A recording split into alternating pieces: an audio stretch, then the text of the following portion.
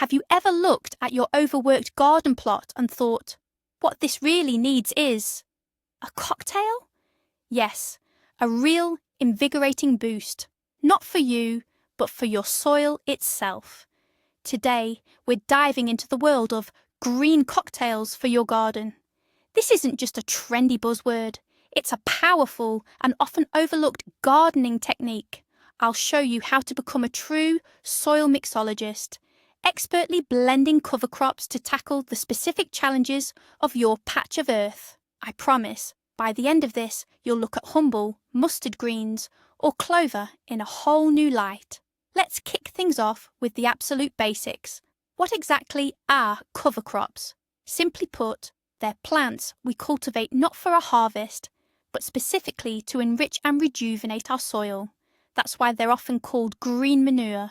People have been using this method for centuries, instinctively knowing that after certain plants, the earth just feels better.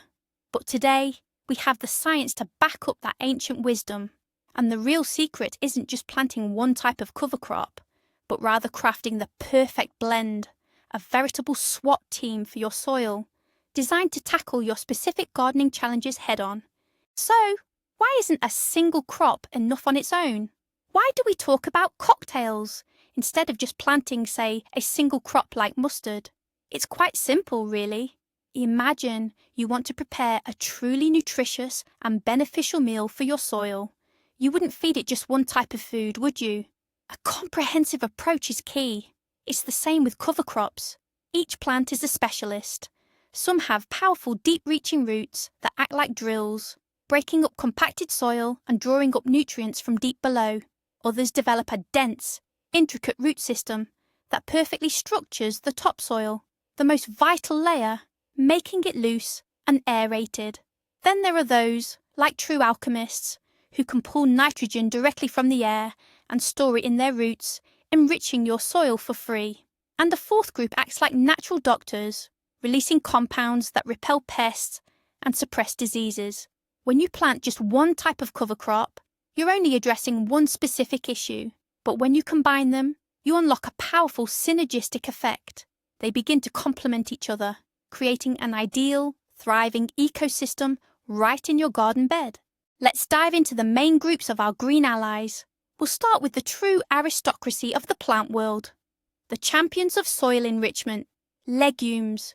You've surely heard these names. Clover, vetch, peas, lupine, alfalfa. So, what's their superpower? They are living nitrogen factories. On their roots, in tiny swellings called nodules, live special bacteria. These microscopic workers perform true magic. They capture nitrogen directly from the air, which makes up nearly 80% of our atmosphere, and convert it into a form that plants can readily absorb. Imagine having hundreds of tiny factories right there on your land, tirelessly working round the clock to produce the most valuable fertilizer for you. When you mow down these legumes and incorporate them into the soil, all that accumulated nitrogen becomes readily available for your future tomatoes, cucumbers, and peppers. Simply put, legumes are your free, most eco-friendly and sustainable nutrient source for hungry soil. The second vital group, without which no thriving garden soil is truly complete, consists of brassicas.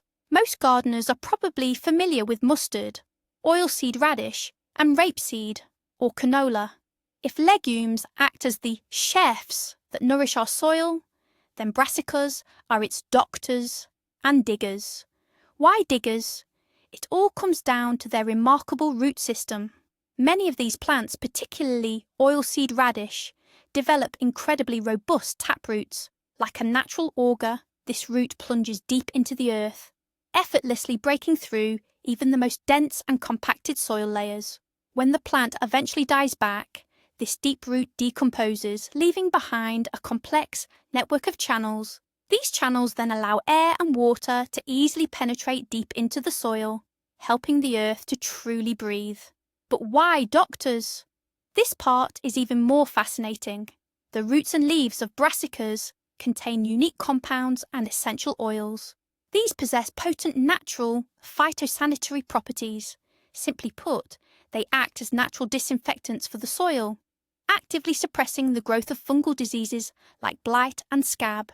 Furthermore, they deter and even eliminate many common pests, including wireworms and nematodes. And the third team in our Green Special Forces, these are the grasses. Think rye, oats, and barley. If legumes are the chefs and brassicas are the doctors, then grasses are the ultimate bodybuilders. Their main mission is to pack on as much muscle, that is, green biomass, as possible. They grow incredibly fast and dense, forming a thick green carpet. When you mow this mass, it transforms into invaluable organic matter, feeding soil microorganisms and making your soil loose, friable, and fertile. But there's more. With their dense canopy, they literally smother weeds, denying them any chance to reach the sunlight. And some grasses, especially winter rye, take it a step further. They exude special compounds through their roots into the soil that actively suppress the growth of most weeds. It's a true, natural herbicide. Finally, their dense fibrous root systems do an excellent job of reinforcing and structuring the very top layer of soil, protecting it from wind erosion and washout by rain. They create that ideal, crumbly, well-aggregated soil structure. Now that we've introduced our main players, let's move on to the really exciting part, the solutions. So, here's the first and most common problem. Poor, sandy, or simply worn-out soil that yields increasingly meagre harvests year after year. It's deficient in nutrients, especially nitrogen. What's our plan? We're going to whip up a cocktail we call the nitrogen blast. At its heart is the perfect duo from the world of cover crops, vetch and oats. They're often sold together as a mix, commonly known as a vetch-oat blend. Why these two? It's simple. Vetch, as we already know, is a legume. This means it's our primary nitrogen supplier. Its roots actively accumulate this crucial element, preparing a veritable feast for future plants. But vetch has one weakness. Its stem is thin and flexible, causing it to flop over easily. And that's where its reliable partner, oats, steps in. Oats are a cereal grain with a strong, upright stem. They serve as a living support for vetch, preventing it from sprawling across the garden bed and rotting. In return, vetch shares its accumulated nitrogen with the oats. Furthermore, oats are incredibly beneficial on their own. They quickly build up green biomass, enrich the soil with potassium and phosphorus, and wonderfully loosen it. What you get isn't just a mix, but a true team, where each plant enhances the best qualities of the other. Our next challenge, one many of you are all too familiar with, is heavy clay soil. That type of soil that stays waterlogged well into spring, turns into an impassable sticky mess after rain, and bakes hard as concrete riddled with cracks when the weather gets hot. Your cultivated plant's roots will find such concrete incredibly inhospitable. To tackle this problem, we need a special cocktail, our mighty drill mix. And the star of this show is oilseed radish. It's not just a cover crop, it's a living, breathing, biological jackhammer. Its powerful taproot can plunge 1.5 meters, sometimes even 2 meters, deep into the soil. Just imagine that. It breaks through even the most stubborn hardpan, that compacted layer that builds up over years of tilling or digging. But the magic truly happens next. When you cut down the radish, its powerful root system dies and decomposes right in the ground, leaving behind an intricate network of deep channels. Through these channels, like tiny express elevators, water and air penetrate deep into the subsoil. The soil can finally breathe, coming alive and revitalized. To complement the radish, you can add mustard or oats to the mix. These will create a dense network of fine roots in the upper soil layer, preventing it from forming a hard crust and adding even more valuable organic matter. But what if your biggest challenge isn't the soil itself, but rather invisible enemies relentlessly attacking your crops? If wireworms are making themselves at home in your potato patch and your carrots and beets are struggling against nematodes, then it's time to deploy our Green Shield blend. Consider it our plant protection special ops unit. And its cornerstone? White mustard. Yes, the most common mustard you can imagine. But don't underestimate its power. The compounds released by its roots, known as glycosides, are highly toxic to many soil pests, especially wireworms, the troublesome larvae of click beetles. Simply put, wireworms can't stand the presence of mustard and will quickly vacate any areas where it's growing. However, if your garden is battling nematodes, those microscopic worms that relentlessly suck the life out of plant roots, mustard alone won't be enough. That's why we absolutely must add marigolds to our green shield. Yes, those very same vibrant orange flowers we usually plant just for their beauty. Their roots release compounds that are lethal to nematodes. It's one of the most effective and eco-friendly ways to naturally rid your soil of these microscopic invaders. To further amplify this effect, you can also incorporate Phacelia into the mix. Phacelia not only improves soil health, but also attracts beneficial insects to your garden. Weeds, they're another universal headache for gardeners everywhere. Quackgrass, chickweed, lamb's quarters. The battle against them often feels endless. But what if I told you there's a way to turn plants into your allies, making them fight the weeds for you? For this, we'll need a powerful and aggressive solution we call the smothering blanket. Our main fighters in this blend are winter rye and Phacelia. Winter rye is a true terminator in the world of cover crops. Firstly, it grows incredibly fast, outcompeting most weeds and hogging all the light, water and nutrients. Secondly, and most importantly, its root system releases special compounds into the soil that actively suppress the growth of other plants. This phenomenon is called allelopathy. Rye essentially creates an inhospitable environment for its competitors, effectively clearing your garden beds. Phacelia, on the other hand, works a bit differently.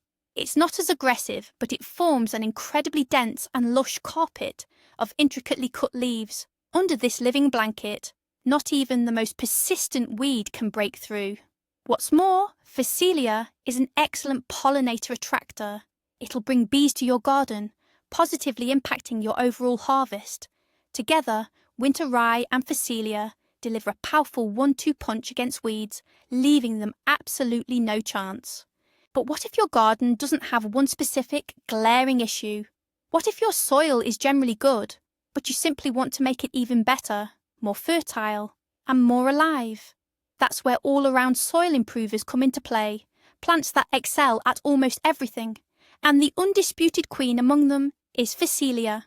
If you're ever in doubt about what to plant, choose Phacelia. You truly can't go wrong. So, what makes it so amazing? First off, it's incredibly fast-growing. In just 6 short weeks after sowing, you'll be greeted by a thick, lush carpet of delicate green. Secondly, its extensive, branching root system works wonders, thoroughly loosening and structuring the topsoil. This makes your soil wonderfully airy and significantly improves its water retention. Thirdly, as we've already touched upon, it's a superb weed suppressor and a fantastic magnet for pollinators. Fourth, the exudates from its roots actively work to revitalize your soil. They help reduce acidity and suppress several common pathogens. Phacelia is incredibly low maintenance, thriving in almost any soil type. Crucially, it doesn't share common diseases or pests with most of your main garden crops. This makes it an ideal cover crop or predecessor for virtually any vegetable you plan to grow. For an extra boost, consider pairing it with a small amount of mustard for enhanced phytosanitary benefits, or oats to significantly increase the organic matter. This kind of mix will proactively work to generally improve and sustain the overall health of your garden soil. The burning question on every gardener's mind is, when should you sow these incredible green cover crops to get the most benefit? Well, here's some great news. You have 3 fantastic windows of opportunity. The first is early spring. As soon as the snow has melted and the soil has warmed up a bit, you can sow your garden beds that are destined for later season crops like tomatoes, peppers, or cabbage. By the time it's ready to plant your main seedlings, your cover crops will have had plenty of time to grow. You'll then mow them down a week or 2 before planting, leaving behind an ideal, loose, and nutrient-rich bed. The second window is summer. Have you just harvested early onions, garlic, or radishes? Is that garden bed now empty? Don't let it sit idle and become overgrown with weeds. Instead, immediately sow it with cover crops. They'll quickly work to restore soil fertility, and by autumn, you can either plant something new in that spot or simply prepare the soil for winter. Finally, the third, and perhaps most crucial and popular window, is autumn, right after the main harvest. Autumn sowing is your single biggest investment in the fertility of next year's garden. These cover crops will grow well before the first hard frosts, protecting your soil from freezing temperatures and erosion throughout the winter. Come spring, you'll find your ground perfectly prepared and ready for all your new plantings. But sowing cover crops is only half the battle. The true magic, the key to unlocking all their benefits, lies in knowing precisely when to cut them down. And this is where many home gardeners make a critical error. They often think, let them grow a bit longer. More greenery means more benefits, right? That sounds logical, but in practice, it's quite the opposite. You need to cut down or till your cover crops into the soil during the budding phase. That is, before they begin their mass flowering. The moment you spot those first buds, that's your cue to act. Why is this timing absolutely crucial? It's quite simple. Before flowering, the plant channels all its energy and stored nutrients, nitrogen, potassium, phosphorus, and vital micronutrients, directly into its stems and leaves. At this stage, the green mass is at its peak. It's lush, tender, and packed with nutrients. The moment flowering begins, the plant's priorities shift. Its primary goal is no longer vegetative growth, but reproduction. All the plant's sap, energy, and valuable compounds begin to migrate from the leaves to the flowers and eventually into the developing seeds. The stems become coarse and tough, accumulating difficult to break down fibrous material. If you miss this crucial window, instead of easy to digest green manure, you'll end up with tough, woody material that will take ages to break down in your garden. Alright, we've timed it perfectly. Cutting our cover crops right when they're at their most beneficial. Now the logical next question is, what do we do with all this green material? You've got two main approaches, and both are perfectly valid. The best choice depends on your soil type, the time of year, and your personal preferences. The first, classic method, is to incorporate it directly into the soil. However, there's a vital caveat. Whatever you do, absolutely do not deep dig or turn over the soil layers. Doing so would destroy the valuable soil structure that the cover crop roots have worked so hard to create. Instead, simply lightly work the green matter into the very top 5 to 7 centimeters of soil. Tools like a Fokin's hoe, a regular garden hoe, or a light cultivator are perfect for this. When done this way, the green material decomposes quickly under aerobic conditions, meaning with good air circulation, releasing its nutrients rapidly back into the soil. This approach is ideal for preparing beds in spring and summer, especially when you're looking for quick results. But then there's a second approach, particularly favoured by proponents of natural or no-dig gardening. And it's even simpler.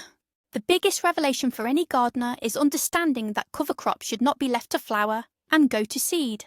A common thought is, let them grow longer for more biomass. But that's a crucial mistake.